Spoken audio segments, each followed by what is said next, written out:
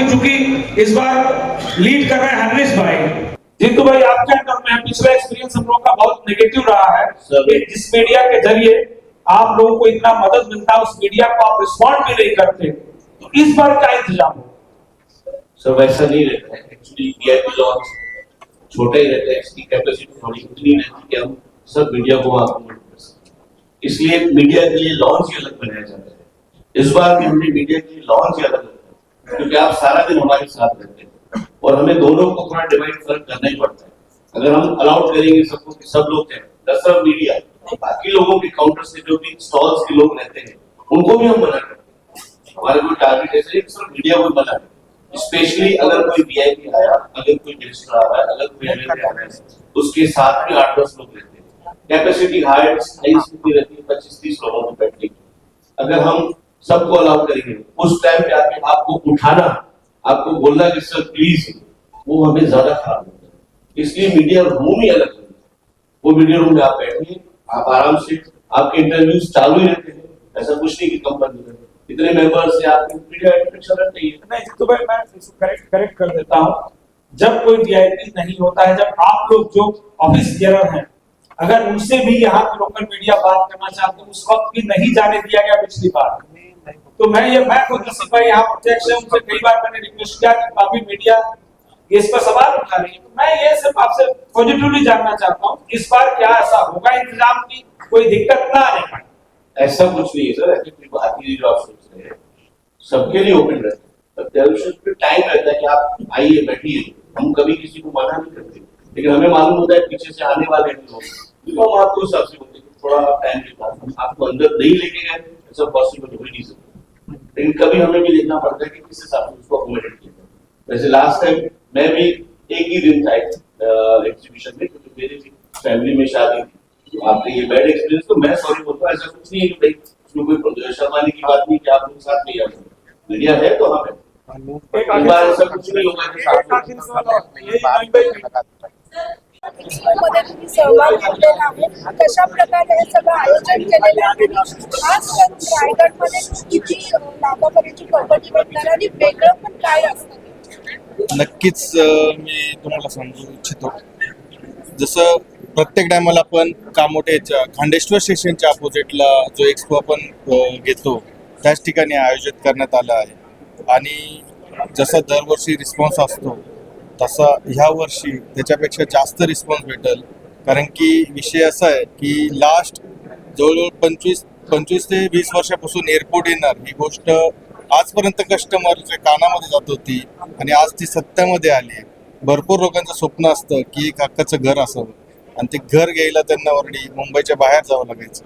जसं last time मी last press मीटला पण बोललो होतो की मी अफोर्डेबल घर घेऊन आलो, त्यावेळेसची माझी चर्चा अशी होती की 30 लाखामध्ये मी अफोर्डेबल घर घेऊन येईल। आता मला ते बोलणं मुश्किल होईल की मी 30 लाखामध्ये अफोर्डेबल घर आणेल, कारण की जसं जेवढं पूर्ण 2025 इयरमध्ये इन्व्हेस्टमेंट नाही झाली ती इन्व्हेस्टमेंट 25 डिसेंबर नंतर टिल 1 मंथमध्ये, म्हणजे मी पर्टिक्युलर माझंच नाही सांगणार, पूर्ण नवी मुंबई बिल्डरचं सांगेल की जेवढी पूर्ण वर्षामध्ये इन्व्हेस्टमेंट झाली तेवढी इन्व्हेस्टमेंट ही पूर्ण एका महिन्यामध्ये झाली आणि ऑलमोस्ट आत्ता हा एक चान्स आहे की प्रत्येक कस्टमरला एक छताखाली भरपूर काही प्रॉपर्टी बघायला भेटतील आणि कोणीही हा एक्सपो मिक्स करू नका, कारण की ह्या एक्सपोमध्ये तुम्हाला अफोर्डेबल भेटेलच पण प्रीमियम टू प्रीमियम प्रॉपर्टी पण भेटणार आहे। भरपूर जण, कुणाचे छोटे प्रोजेक्ट असतील, कुणाचे मीडियम असतील, कुणाचे हाय राईज प्रोजेक्ट असतील, जसं तुमचं बजेट असेल तशी तुम्हाला प्रॉपर्टी एका छताखाली भेटणार आहे। तर तुम्हाला माझी एकच रिक्वेस्ट राहील की सर्वांनी ऑलरेडी 6, 7, 8, 9 फेब्रुवारीला कामोठेच्या खांडेश्वर स्टेशनला सर्वांनी भेट द्या तिथे एक्सपोला आणि सर्वांनी आपली प्रॉपर्टी बुक करा। भरपूर काही अपॉर्च्युनिटी आहेत, भरपूर काही प्राइजेस आहेत, ते आता सगळे रिव्हील नाही करत, कारण की तुम्ही तिथे व्हिजिट करा, भरपूर काही प्राइजेस आहेत, तुमच्या हक्काचं घर पण घ्या तुम्ही तिथे। सिडकोने 10% रक्कम त्यांच्या घराची कमी केलेली आहे, त्याचा परिणाम तुमच्या विक्रीवरती किती होतो? यस, त्याचं पण मी आन्सर तुम्हाला देतो। आज मुंबईमध्ये घर घेणं हे जर बघितलं तर मिडल क्लास लोकांसाठी थोडं तकलीफ देणं होतंय, कारण की विषय काय झालं, जसं एअरपोर्ट झालंय तसं एअरपोर्टमुळे प्राइजेस वाढलेत। सिडको स्वतः 26 लाखाचं घर विकत होती तलोजा आणि ऑलमोस्ट ठिकाणी. आता सिडकोचे स्वतःचे कॉस्टिंग सिडकोने 36 लाख रुपये केले तर ऑलरेडी 36 लाखामध्ये मार्केट पण चालूच आहे ऑलरेडी. म्हणजे जसा तुमचा क्वेश्चन आहे तर तो म्हणजे व्हॅलिड आहे. तुमचा फोकस नायनावरती आहे का सिडको साऊथ वरती आहे? सर माझा मेनली फोकस ऑलरेडी मी सिडकोमध्ये ऑलरेडी माझे भरपूर साईट चालू आहेत सिडको लँड पार्सलवरती. आणि मी MSRDC मध्ये पण आता एंटर केलंय. मी बरेचसे प्रोजेक्ट मी MSRDC आता तिथे लॉन्च करणार आहे एक्झिबिशनसाठी with CC RERA. Amit sir अब कहीं ना कहीं ये सही समय है, सही मौका है लोगों के लिए घर खरीदने का। मैं आप सब लोग को एक थोड़ा सा हिस्ट्री में लेके जाता हूँ, पास्ट में लेके जाता हूँ कि जब हम बोलते थे कि नवी मुंबई में एयरपोर्ट आ रहा है, please purchase your house, please purchase your house, तब उलवा में रेट होती थी 1 BHK की 30 लाख रुपए एंड 2 BHK 50 से 60 लाख रुपए। आज हमको उलवे में अभी एयरपोर्ट आ चुका है, आज अगर आप रेट देखेंगे उलवे में रेट हो चुका है 2 BHK के लिए मिनिमम 1 करोड़ एंड 3 BHK उससे भी ज़्यादा। तो ये जो ग्रोथ हुआ है ये यहाँ की infrastructure, Atal Setu, airport and so इसको देख के काफ़ी लोग इन्वेस्ट कर रहे हैं। तो ये जो इन्वेस्ट कर रहे हैं बड़े बड़े शार्क्स हैं जो A2 सिटी ला रहे हैं, जो एरो सिटी ला रहे हैं, और ये जो इन्वेस्टमेंट उनको भी रिटर्न लेने के लिए इन्वेस्ट कर रहे हैं। जब वो लोग ये इन्वेस्ट कर रहे हैं एंड ये प्राइस बढ़ रहा है तो ये लोग जो है बहुत दिग्गज लोग हैं जिन्होंने बहुत वैज्ञानिक रिसर्च किया हुआ है कि ये एरिया में एक अलग वाइब्रेशन है और यहाँ पे हमें पैसा बन के मिलेगा। तो मैं इसका एक छोटा सा उदाहरण, जब हम एक इंडिविजुअल इन्वेस्टर एक देखता है तो उसको हमेशा ये देखना है कि कौन सबसे बड़ा आदमी क्या कर रहा है। आजकल स्टॉक मार्केट में भी ऐसे ही चल रहा है कि जो सबसे बड़े लोग जो इन्वेस्टमेंट कर रहे हैं उनको देख के हम भी इन्वेस्ट करना लगे। तो इस तरीके से एक डीमार्ट जैसा या फिर एक सॉलिड स्टॉक जैसा एक, ये एक्चुअली स्टॉक वॉक नहीं, गोल्ड स्टॉक कुछ नहीं है, ये नवी मुंबई की धरती है।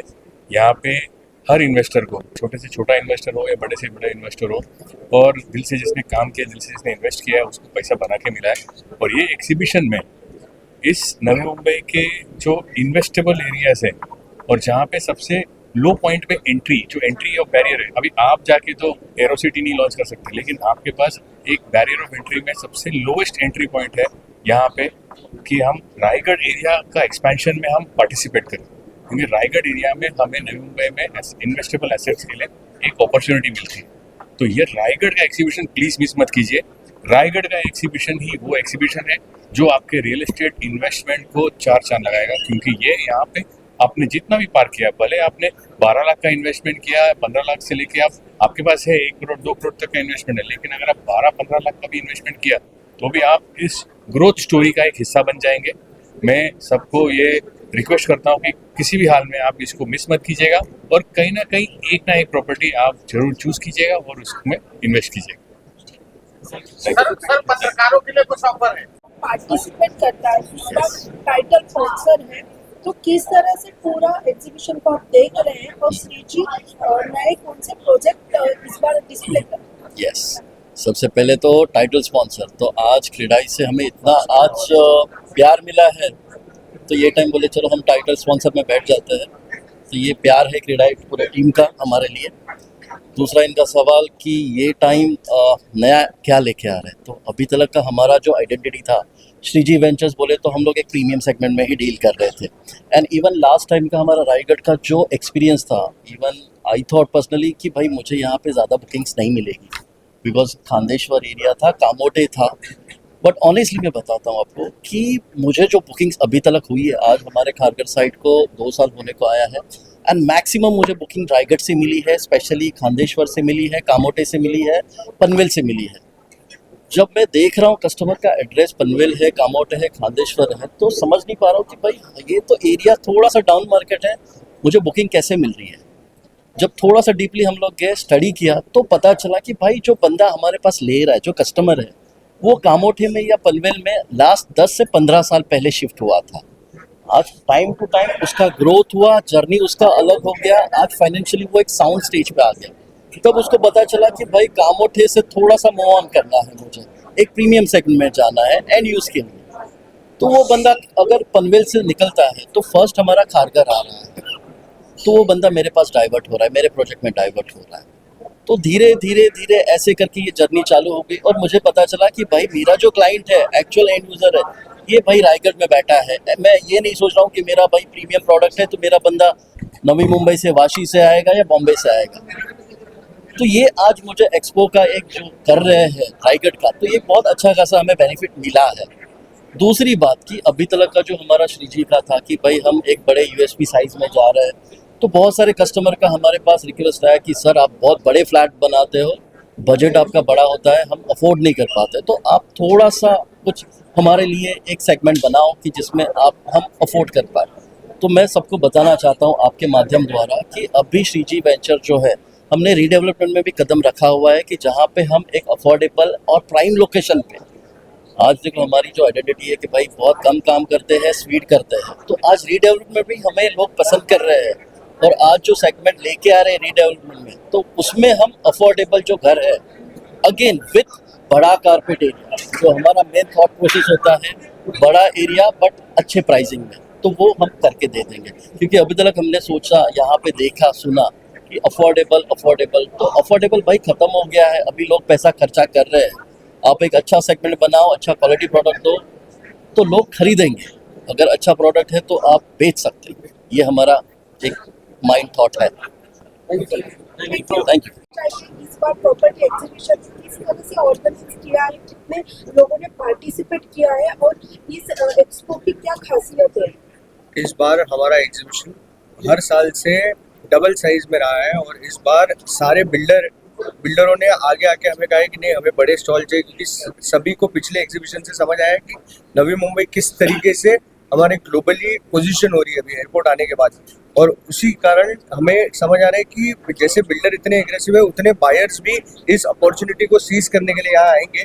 हमारे कुछ 50+ डेवलपर्स हैं और हमारी फुटफॉल कुछ 50,000 plus people we are expecting. And ये अपॉर्चुनिटी हम अभी तक कहते आ रहे हैं कि अपना टाइम आएगा, बट अभी इस बार हमें पता है कि अपना टाइम आएगा नहीं, अपना टाइम आ गया है। और आप सभी को मैं विनती करूंगा कि 6 से 9 फरवरी को हमारा एग्जीबिशन है, प्लीज़ ज़रूर आइए। और जो अपॉर्चुनिटी हमारी अभी तक सब देखते आ रहे थे, वो अपॉर्चुनिटी हमारे सामने आ गई है। एयरपोर्ट भी चालू हो गया, मोदी जी खुद आए थे इनॉग्रेशन के लिए। हमारा एग्जीबिशन हो रहा है खांडेश्वर स्टेशन के ऑपोजिट कामोटे में। मैं रिक्वेस्ट करूंगा कि सारे मीडिया को कि हमारी आवाज़ सभी तक पहुंचाइए और सबको इनवाइट कीजिए कि प्लीज़ वो इस एग्जीबिशन में आए। इस बार प्रॉपर्टी एग्जीबिशन किस तरह से ऑर्गेनाइज किया है, कितने लोगों ने पार्टिसिपेट किया है और इस एक्सपो की क्या खासियत है? इस बार हमारा एग्जीबिशन हर साल से डबल साइज में रहा है और इस बार सारे बिल्डरों ने आगे आके हमें कहा है कि नहीं, हमें बड़े स्टॉल चाहिए, क्योंकि सभी को पिछले एग्जीबिशन से समझ आया कि नवी मुंबई किस तरीके से हमारे ग्लोबली पोजीशन हो रही है अभी एयरपोर्ट आने के बाद। और उसी कारण हमें समझ आ रहा है कि जैसे बिल्डर इतने एग्रेसिव है, उतने बायर्स भी इस अपॉर्चुनिटी को सीज करने के लिए यहाँ आएंगे। हमारे कुछ 50+ डेवलपर्स हैं और हमारी फुटफॉल कुछ 50,000 plus people we are expecting. And ये अपॉर्चुनिटी हम अभी तक कहते आ रहे हैं कि अपना टाइम आएगा, बट अभी इस बार हमें पता है कि अपना टाइम आएगा नहीं, अपना टाइम आ गया है। और आप सभी को मैं विनती करूंगा कि 6 से 9 फरवरी को हमारा एग्जीबिशन है, प्लीज़ ज़रूर आइए।